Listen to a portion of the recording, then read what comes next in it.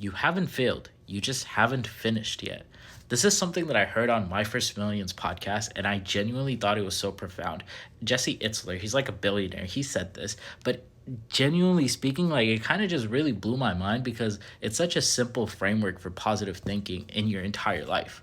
So, for example, if you have any goals in mind that you need to reach at a certain deadline, and let's say, for example, for whatever reason, you're not able to meet them, even if you put in your best effort, you can obviously call yourself a failure, or you could just say, I just haven't finished yet. So you then extend that deadline and you just keep on going. It's the same thing for literally anything. If you want to start a business or a side hustle that you've been thinking about for ages, and let's say for example you start it and like in the first 3 months you're just not making any money and you call yourself a failure. Well, no, that's not really the case. It's just that you haven't finished yet. You haven't finished your dream yet. Nothing is done and set in stone until you actually die. So why not just make the most of it and then, just try to get to the finish line in the first place. And I'm not even going to lie, I truly believe that if we all thought like this, then we all could genuinely just achieve any dream that we want. Like, who cares if it took you longer than 4 years to get a college degree? That doesn't make you a failure.